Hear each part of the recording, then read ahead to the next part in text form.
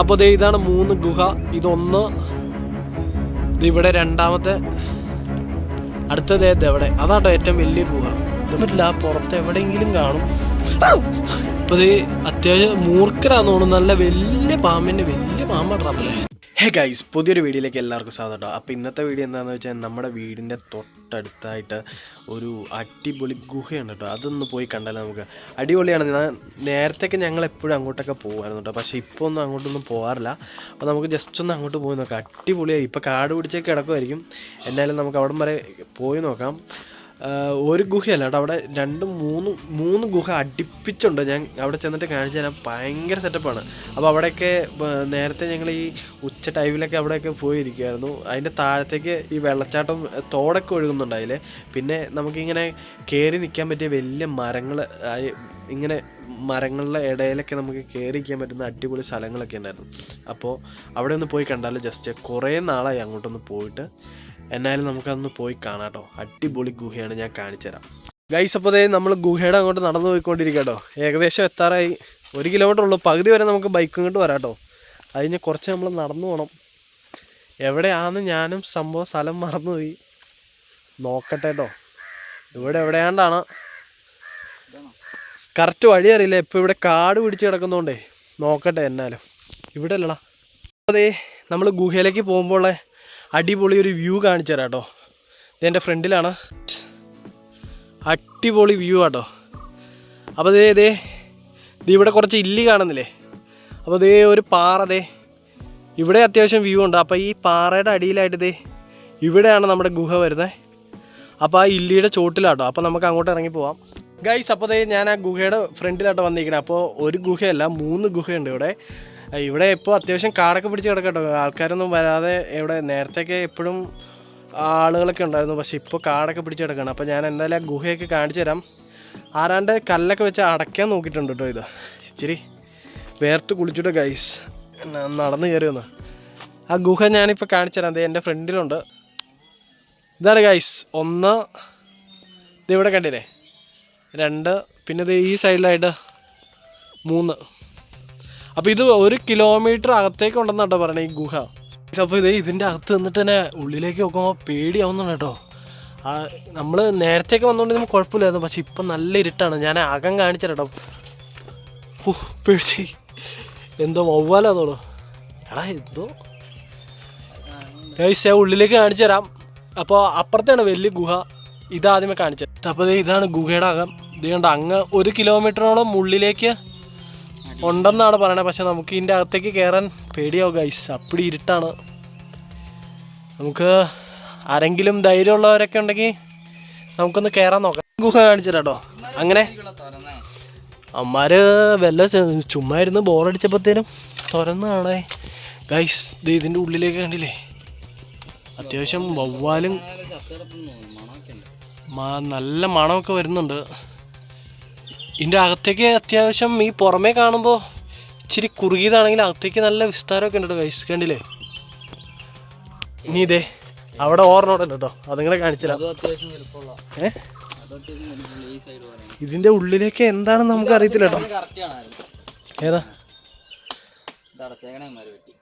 പണ്ട് നമ്മുടെ കൂട്ടുകാരന്മാർ ഇതിൻ്റെ അകത്തേക്ക് കയറി പോയിട്ടുണ്ടെന്നൊക്കെ പറയണം, പക്ഷെ പേടിച്ച് പുറത്തേക്ക് ഇറങ്ങി. ഇപ്പോൾ ഇത് അത്യാവശ്യം ഫുള്ള് കാണാം. 3ാമത്തെ ഗുഹ. ഇതിൻ്റെ ഉള്ളിലേക്ക് അവിടെ നിന്ന് ഉള്ളിലേക്ക് വഴിയുണ്ട്. അപ്പോൾ നമുക്ക് അത്രയും ദൂരം വെട്ടമില്ല. നമ്മൾ വെട്ടം കൊണ്ടല്ല വന്നേക്കുന്നത്. കാണത്തില്ല ഗൈസ്. എടാ ഒന്ന് കയറിയാലോ ഗൈസ്. നിഗൂഢമായ 3 ഗുഹകളാട്ടോ. പക്ഷേ ഇപ്പോഴും ഇത് പുറത്ത് ആർക്കും അറിയത്തില്ല ഇങ്ങനെ ഒരു ഗുഹയുണ്ടെന്ന്. ഇവിടെ ഉള്ളവർക്കൊക്കെ അറിയാം, പക്ഷേ ഇങ്ങോട്ടൊന്നും ആരും വരാറില്ല. ഇത് അങ്ങോട്ടാണ് അങ്ങോട്ട്. എടാ 1 കിലോമീറ്റർ ഉള്ളിലൊക്കെ ഉണ്ട് ഇത്. അപ്പോൾ ഒരു ദിവസം എന്നാലും ഞങ്ങൾ കയറാനായിട്ട് തീരുമാനിച്ചിരിക്കുകയാണ് അല്ലേ. ഉള്ളിലേക്ക് 3 ഗുഹകൾ ആണ് ഇവിടെ ഉള്ളത്.